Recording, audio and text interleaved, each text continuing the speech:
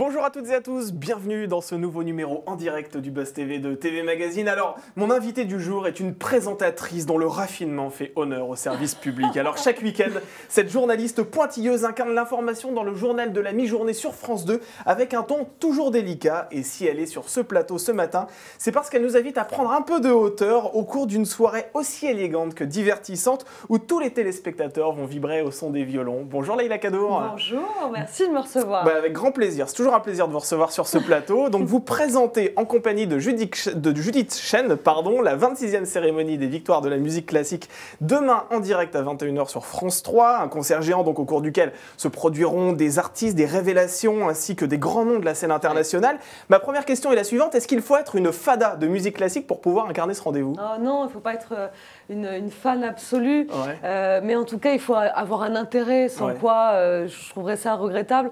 D'ailleurs, si on m'avait proposé de présenter une autre cérémonie sur une autre dimension culturelle que je maîtrise moins, tout de suite, j'aurais dit non, je ne vais pas me sentir légitime. Mais par ailleurs, on n'a pas besoin non plus, je ne suis pas passée par le conservatoire, je ne suis pas instrumentiste, je suis simplement une chanteuse subaquatique dans ma douche le matin. Donc, vous voyez, c'est quand même assez limité si on doit faire un parallèle avec les victoires. Mais en tout cas, j'ai énormément d'admiration pour les artistes, les instrumentistes. J'aime profondément la musique classique et sur mon temps libre, je vais écouter des orchestres et je vais voir des opéras. Donc, je suis pas complètement perdue. C'est vrai que ça fait plusieurs années maintenant que vous incarnez ce rendez-vous. Comment vous êtes arrivé aux commandes des victoires de la musique classique? Ça s'est fait comment? Vous avez demandé vous-même auprès de la direction de France Télévisions? Ah non, moi je suis pas douée pour faire ça, je demande pas. C'est Pascal Doporidis de France 3 qui est venu me voir, qui m'a parlé de ce rendez-vous, qui m'a demandé si ça m'inspirait quelque chose, qui m'a parlé aussi de Frédéric Lodéon, parce que moi quand j'ai commencé, c'était encore avec Frédéric Lodéon, le carrefour de Lodéon sur Inter, maintenant sur France Musique, c'est une grande référence, il est très très aimé des téléspectateurs et des auditeurs, et c'est un monsieur que j'aime beaucoup, avec qui j'ai eu beaucoup de plaisir à travailler, et donc quand on a cette partition-là, on se dit, allez on y va. Et là, cette année, effectivement, c'est avec Judith Chen. On découvrira ça demain, 21h sur France 3. On en parle dans quelques instants. En attendant, je vous rappelle que nous sommes en direct sur Figaro Live, sur la page Facebook de TV Magazine, sur la page Facebook du Figaro, sur le Figaro.fr, sur tvmag.com. Nous sommes ensemble sur toute la planète. Vous pouvez poser toutes vos questions à Leïla Kadour. N'hésitez pas. Alors, est-ce que la cérémonie des victoires de la musique classique fait partie des rendez-vous incontournables que vous avez gravés dans votre agenda? Est-ce que vous regardez Leïla Kadour aussi aux commandes du 13h de France 2? Est-ce que vous aimeriez la voir dans un autre exercice peut-être? N'hésitez pas, vous pouvez poser toutes vos questions. On y revient dans quelques instants après les news médias de Sarah Lecoeuvre. Bonjour Sarah. Bonjour Damien, bonjour Leïla. Bonjour. Alors tradition oblige, on commence avec les news, donc avec les audiences d'hier soir. Quelle est la chaîne qui est arrivée en tête? Eh bien c'est TF1 avec la série Sam. Elle a attiré un peu plus de 3,8 millions de téléspectateurs, ce qui représente 18,5% de part d'audience. Et on va noter la belle performance de M6 hier soir parce que la chaîne lançait la 3e saison de Mariés au premier regard, cette émission de dating. Eh bien ils étaient 2,4 millions de curieux et 11,8% de part d'audience. C'est 500 000 de plus que devant le lancement de la saison 2 et 3,8 points de part d'audience supplémentaire également. Donc c'est un joli score de M6, il faut le signaler. En 3e position, on retrouve France 2 avec Zone Blanche à 1,9 million de fidèles et 9% du public. Et du côté de la TNT, c'est TMC qui frôle le million avec le 2e volet des Pirates des Caraïbes à 5,5% de part de marché. Et une fois de plus, on se rend compte que c'est la fiction française qui caracole en tête des audiences. C'est souvent le cas lorsque on fait cette chronique audience ici. Leïla, est-ce que vous aimeriez, comme beaucoup d'animateurs et de journalistes aujourd'hui, vous lancer dans la fiction? Est-ce que ça vous dirait un jour d'incarner un guest? Par exemple, sur France 3, il existe des Meurtras, vous savez, cette collection à succès. On a vu Stéphane Bern, on a vu Michel Simès. On a vu Claire Chazal aussi, pas longtemps. Je sais pas du tout. Alors là, vous ne vous êtes jamais posé la question. Pour jouer quoi? C'est un métier, je suis pas persuadée. Ou alors, faut me laisser le temps de travailler un peu en amont et sur un malentendu. Les étiquettes tombent aujourd'hui en France et c'est vrai que certains commencent à se lancer un peu dans des domaines différents. Vous n'avez pas ce rêve de un jour incarner un rôle à la télévision? Moi, je crois que c'est le théâtre qui me plairait davantage.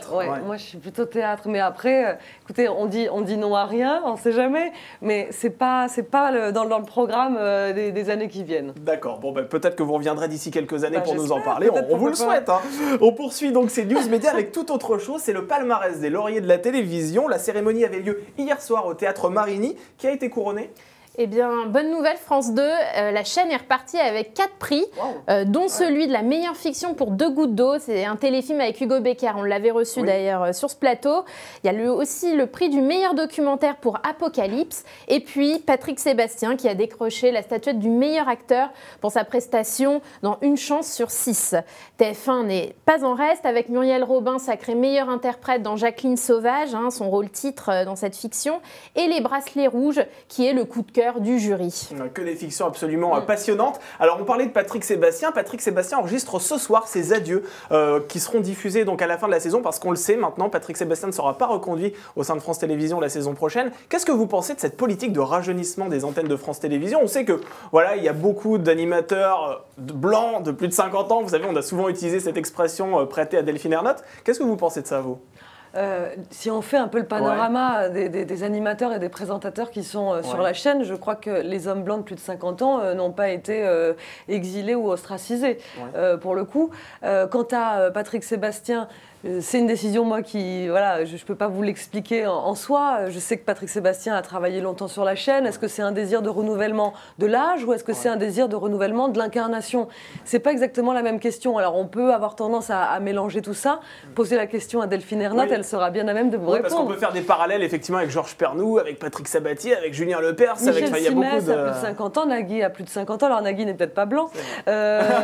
Stéphane Bern, si je ne m'abuse, a plus de 50 ans. Ce sont quand même des piliers du groupe France Télévisions, ils sont encore là. Et c'est vrai que Michel Simès a toujours un très beau teint aussi, donc est-ce qu'il est blanc aussi? Il est toujours très bronzé, Michel Simès. Très bien le soleil, il mange beaucoup de carottes. Allez, on termine, en même temps il est au courant, il sait comment ça fonctionne, il sait comment ça marche. On termine ces news médias avec LCI qui crée l'événement une fois de plus.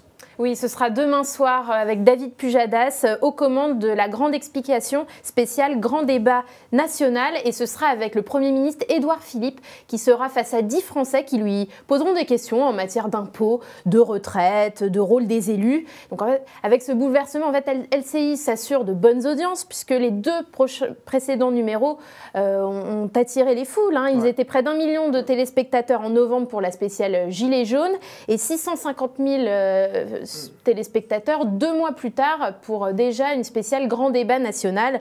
Donc cette émission qui est en partenariat avec le Figaro sera à suivre ici sur le Figaro Live demain soir, 20h45. Et évidemment, nous serons au rendez-vous.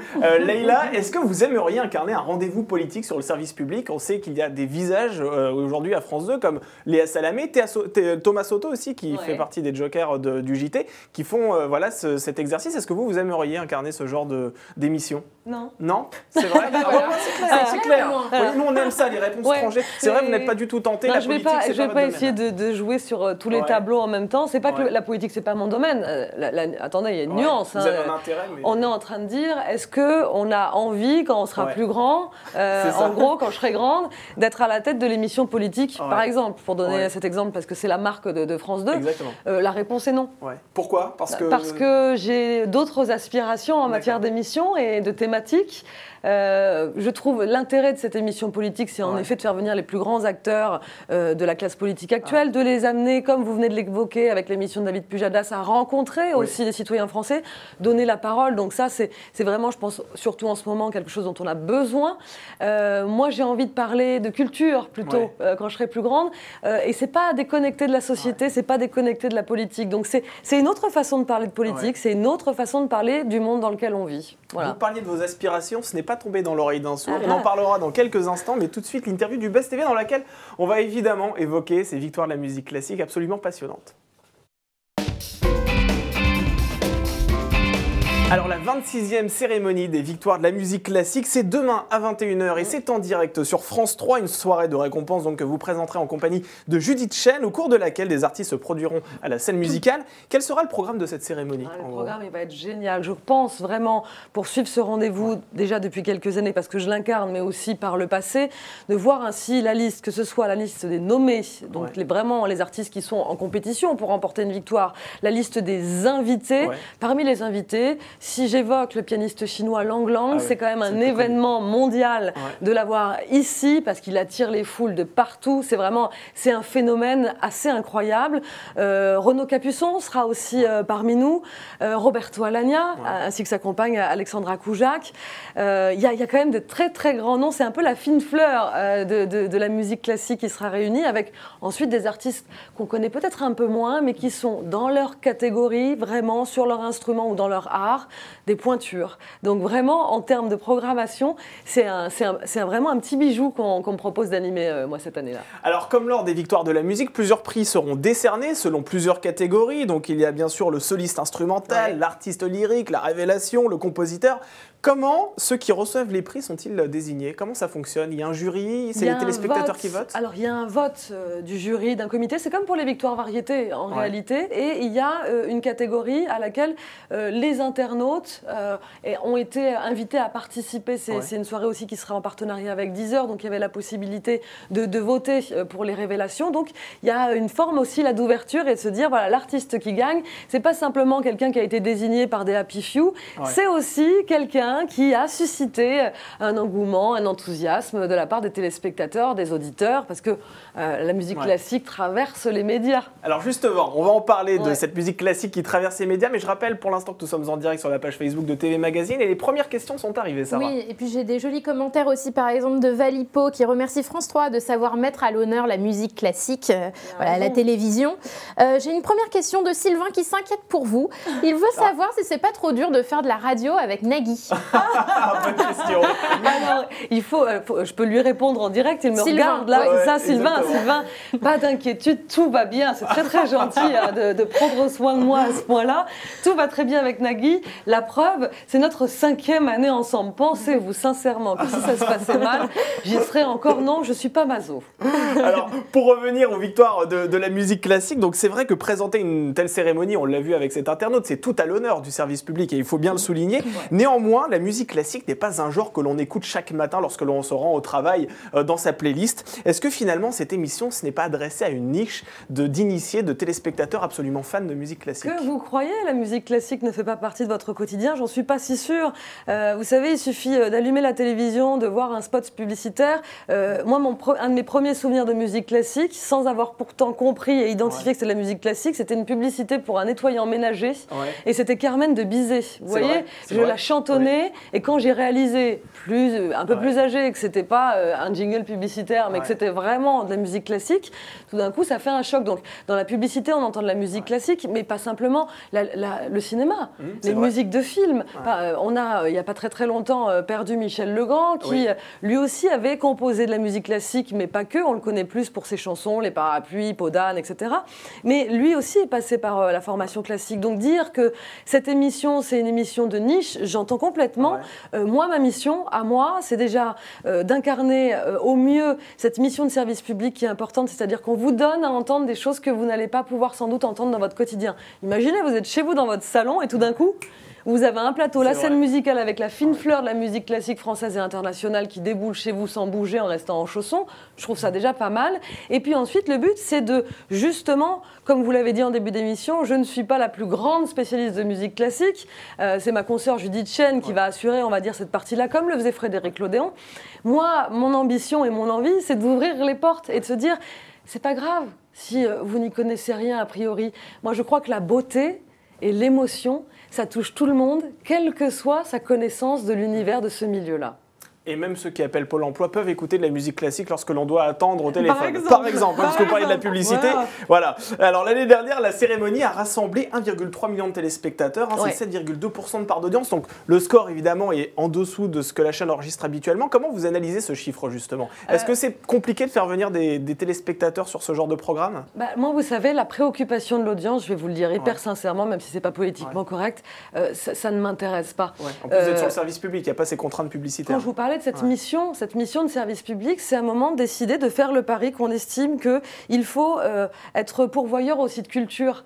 Et que moi, je laisse les chiffres aux analystes, je laisse les chiffres aux décisionnaires, aux patrons de chaîne. C'est le plus grand concert annuel de musique classique. Il a sa place sur le service public et je trouve que c'est valeureux, comme le disait votre internaute, et c'est important que ça continue à exister. Après, vous savez, les chiffres, moi, je n'y peux pas grand-chose en réalité. Donc, c'est comme chez les stoïciens, hein, il y a les choses contre lesquelles on peut, les choses contre lesquelles on ne peut pas. Moi, je vais faire en sorte que cette cérémonie soit agréable à regarder, qu'elle soit rythmée, qu'on en prenne plein les yeux. Les téléspectateurs décideront. Mais avant de donner la parole une nouvelle fois aux internautes, c'est vrai que vous êtes un peu la Tom Cruise du service public, parce que, bah oui, c'est mission impossible aujourd'hui, la culture à la télévision. Bah, souvenez-vous de Frédéric Tadei, par exemple, qui a animé son émission Hier, Aujourd'hui, Demain, qui n'a pas bien marché, qui a été déprogrammé assez rapidement, en plus qui a été programmé à une heure impossible. Aujourd'hui, quand on veut manier cette matière culture, est-ce que c'est compliqué à la télévision? Parce que c'est votre aspiration, si j'ai bien compris. Moi, c'est mon aspiration. Je ne sais pas si c'est compliqué ou pas. Moi, je crois que c'est pas se poser les questions dans le bon ordre. Il y a l'exigence et l'envie qu'on a de communiquer une passion, un amour, un intérêt. Considérer que le téléspectateur qui est chez lui, derrière sa télé, peut avoir envie d'un peu d'élévation intellectuelle sans pour autant être un spécialiste. Pour le dire en plus court, c'est éviter de prendre les gens pour des cons. Donc, si on peut considérer qu'on a face à nous, derrière la télévision, des gens qui peuvent aspirer à découvrir des choses, à apprendre des choses.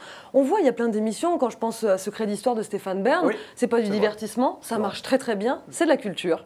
Donc finalement, on a pas mal de contre-exemples. L'intérêt, je crois, ou l'importance, c'est surtout de trouver par quel biais on parle de culture. Il ne faut pas que ça soit en effet assommant, il ne faut pas faire peur, mais il ne faut pas non plus rogner sur la qualité sous prétexte que ça ne va pas attirer les gens. Il y a des émissions de divertissement, ça existe.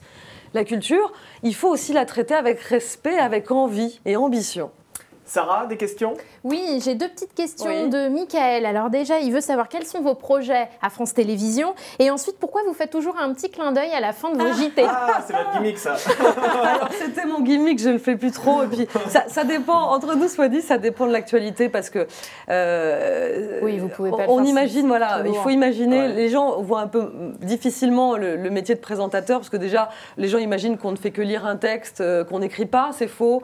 On écrit, sinon j'arriverai très tard à la rédaction, mais je me lève pourtant très tôt le samedi matin et le dimanche matin pour aller écrire mes textes. Et en fonction de l'actualité, je trouve qu'il y a des choses qui sont plus faciles à accepter que d'autres. Donc, un clin d'œil en fin de JT, surtout quand le début de journal a été un petit peu douloureux, où on a annoncé des disparitions, parce que c'est quand même aussi ça, ce métier. Je trouve que ça n'a pas nécessairement sa place. Et finalement, le clin d'œil, on peut aussi le remplacer par une intonation, par un sourire, parce que moi, j'ai vraiment à cœur que ce rendez-vous qu'on m'a confié du 13h week-end soit un rendez-vous un peu plus familial parce qu'on a le temps le week-end, c'est un JT court, c'est 21 minutes, ça laisse le temps ensuite de repartir à des activités normales tout en ayant pris sa petite dose d'infos, j'ai envie de vous dire. Donc le clin d'œil, il est dans ma tête maintenant et il est dans mon cœur, mais il n'est pas forcément toujours visuel et visible. Et c'est un petit rayon de soleil, c'est vrai. Leïla, vous allez animer, donc je le rappelle, cette cérémonie des Victoires de la musique avec Judith Chen. Ce duo est donc 100% féminin et ce n'est pas anodin aujourd'hui à France Télévisions car on assiste depuis ces dernières années à une féminisation aussi des antennes de France Télé. On parlait tout à l'heure du rajeunissement, mais il y a aussi cette volonté de féminiser les antennes. On le voit notamment lors des après-midi de France 2 avec Daphné Burki, Faustine Bollard et Sophie Davant. Les hommes sont même devenus minoritaires. Est-ce qu'on va dans le bon sens? Là, en tout cas, moi je peux parler des victoires classiques. Frédéric Lodéon a annoncé de son propre chef l'année dernière qu'il arrêtait la présentation parce qu'il a fait ça pendant un certain nombre d'années. On a fini en beauté à Évian, dans l'auditorium de la Grange-au-Lac, qui est lié à Rostropovitch, qui est quand même une personne importante pour Frédéric Lodéon. Il fallait donc m'associer à quelqu'un d'autre cette année. Et finalement, c'est Judith qui était là, mais pas tant parce qu'elle est une femme, Judith, parce qu'elle est spécialiste de musique, elle a une émission sur France Musique, donc elle est complètement légitime.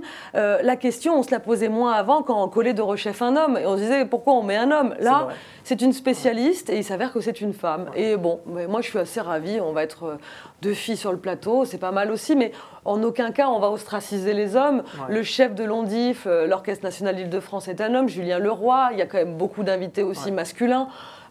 Là, il n'y a pas d'inquiétude à se faire. Vous parlez des victoires de la musique classique, mais d'une manière globale, dans France Télévisions. Est-ce que vous êtes heureuse de savoir que voilà, les femmes, aujourd'hui, ne sont plus reléguées en deuxième position et deviennent vraiment des maîtresses de cérémonie, comme c'est le cas dans les victoires de la musique, mais aussi des animatrices à part entière, comme c'est le cas lors des après-midi de France 2? Elles étaient déjà, par le passé, des animatrices à part entière. Je veux dire, on ne leur a pas enlevé un membre, entre-temps. Mais c'est vrai qu'elles l'étaient moins. On voyait beaucoup moins de femmes en journée. Elles l'étaient moins, mais parce que c'est aussi, vous savez, c'est comme l'évolution de notre société, c'est culturel, ça progresse.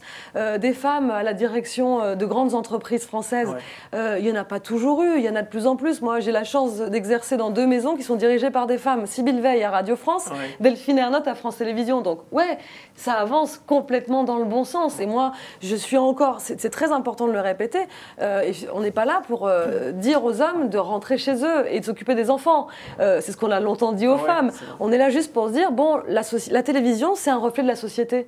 Donc, quand vous croisez des gens dans la rue, la moitié de la population, ce sont des femmes, l'autre moitié, ce sont des hommes. Pourquoi la télévision n'est pas ce miroir qu'on promène le long du chemin? Et ben voilà. C'est vrai, c'est important que la télévision, effectivement, soit représentative. Alors, les victoires de la musique classique, c'est la seule fois dans l'année où vous prenez les rênes d'une case en prime time. Est-ce que vous aimeriez débarquer plus souvent sur cette case qui est très exposée? Est-ce que c'est tant... Moi, c'est pas tant... Je réfléchis pas en logique de case, en fait, vraiment.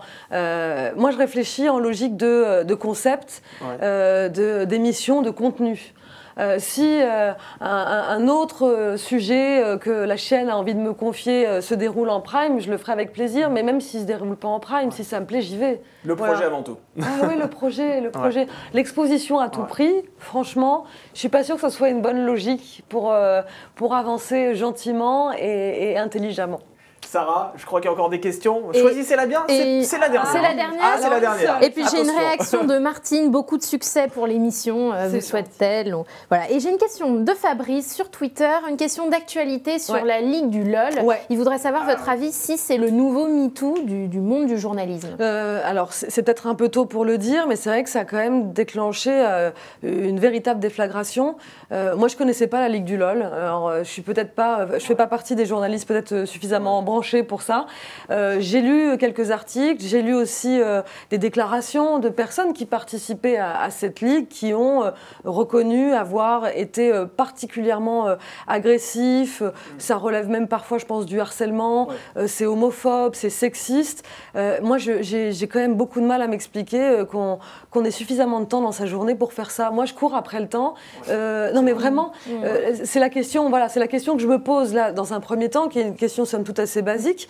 Et puis ensuite, j'ai vu que certaines chaînes ou journaux ont pris un certain nombre de décisions pour mettre de côté ces personnes parce que c'est pas terrible en termes, d'image de marque, et puis 2, vous faites référence à MeToo, il y a un moment où les paroles se libèrent, les gens sont en mesure de témoigner. Je crois que c'est important de saisir des dossiers comme ça et de se dire qu'il n'y a pas d'impunité sur Internet, qu'à un moment, la responsabilité des propos qu'on tient, il faut derrière, il faut l'assumer. Vous avez déjà été victime de harcèlement sur les réseaux sociaux? De harcèlement, non, mais alors comme chaque personne un peu exposée, et je ne vais pas m'en plaindre parce qu'à un moment on ne peut pas aller pleurer en se disant je passe à la télé tous les week-ends, je suis à la radio toutes les semaines, je fais les victoires et de temps en temps je me fais insulter. Oui, je me fais insulter, mais alors vraiment, il faut le dire aux auditeurs et au Twitter, à toutes les personnes qui nous écoutent et qui nous regardent, c'est que moi j'ai des vagues d'amour sur les réseaux sociaux. Vraiment, je suis une privilégiée, je dois avoir un capital sympathie incroyable, mais j'ai des messages mais tellement sympas, du courrier aussi beaucoup à France Télévisions. Je réponds d'ailleurs à chacun d'entre vous, ça me prend un peu de temps mais je le fais. Et donc c'est anecdotique les gens qui sont négatifs, et comme dans l'existence chacun d'entre nous, je pense, on avance et puis on laisse de côté les haineux, ils se débrouillent entre eux. Ces vagues de sympathie, ça je pense que c'est grâce à votre sourire dans le JT de France 2, ça c'est chaque week-end, samedi et dimanche. Alors c'est vrai que l'actualité n'est pas très rose ces derniers week-end. On parle beaucoup de la crise des Gilets jaunes, de ces manifestations très violentes qui se déroulent à Paris et en province. Quel regard vous portez un peu, vous, en tant que journaliste, sur cette crise sociale qui est néanmoins très passionnante à suivre? Oui, c'est passionnant d'un point de vue journalistique, j'entends par là. Après, d'un point de vue plus humain, c'est une colère qui est exprimée. Ce sont des difficultés au quotidien aussi qui sont exprimées.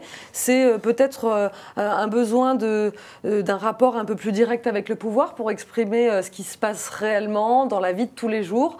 C'est intéressant à partir du moment où il y a de l'échange et du dialogue. Après, il y a tout un tas de violences qui émaillent ces événements, ces manifestations.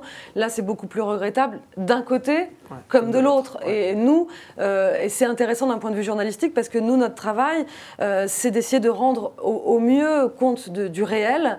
Alors quand on parle des Gilets jaunes, on est attaqué en disant qu'on leur fait une publicité trop importante. Quand on n'en parle pas, on est considéré comme des journalistes à coquiner au pouvoir. Donc, croyez-nous sincèrement dans cette vraie ambition qui est souvent délicate et on s'interroge beaucoup au sein des rédactions. C'est pas comme ça sur la façon la plus juste de parler de ce qui se passe. C'est vrai que la défiance des Français à l'égard des journalistes atteint des niveaux records. Selon un récent sondage, il y a 23% des Français qui font confiance de manière générale aux médias. Quel regard aussi vous portez sur cette rupture entre les Français et ceux dont le métier est d'informer? Je pense que dans un premier temps, il faut toujours se remettre en cause. À partir du moment où il y a un signal qui est envoyé sur cette défiance, il faut la prendre au sérieux, la prendre à bras-le-corps. Je pense que ce que j'évoquais tout à l'heure, il y a aussi peut-être un manque de communication de la part des médias et de la télévision en particulier sur comment se fabrique un journal. Souvent, moi, j'ai des messages sur Twitter après les journaux de 13h le samedi et le dimanche me disant « Pourquoi vous n'avez pas parlé de cet événement ?» Alors, parfois, on n'a pas pu en parler parce qu'on n'avait pas d'image. La télé, c'est de l'image. Donc, c'est un peu parfois embêtant, mais c'est comme ça. Il y a des contraintes de temps. Il y a des contraintes de temps. Le journal fait 21 minutes. Il y a des contraintes aussi d'organisation. Ce qui est important pour un individu l'est peut-être moins pour l'autre. Donc, il y a toujours quelqu'un qui se sent un petit peu lésé. Donc, il y a ces histoires-là. Et puis, il y a aussi, souvent, il nous faut un peu de temps pour vérifier parce que l'information de France Télévisions, c'est pas une information sur France 2 de l'instantanéité. Ce qu'on peut reprocher parfois aux chaînes info. C'est-à-dire que des images, avant de les diffuser, il faut qu'on ait pu les vérifier. Et moi, je préfère qu'on ne diffuse pas ces images dans le 13h et qu'on attende le 20h pour le faire, même si on est battu entre-temps par je ne sais combien de chaînes. Mais au moins, on a notre conscience pour nous, on a été trouvé. L'info, elle est sérieuse, elle est vérifiée.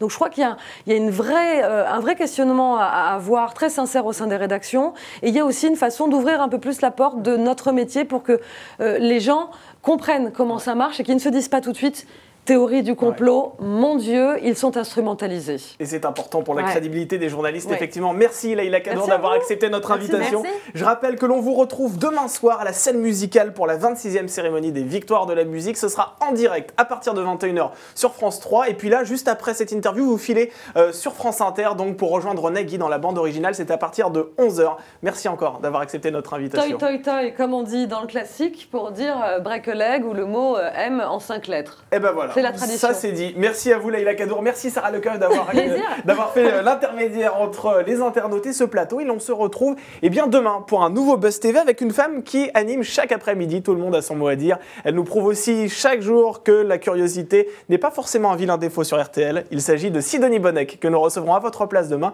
Même lieu, même heure. En attendant, je vous souhaite une excellente journée et je vous dis à demain pour un nouveau Buzz TV.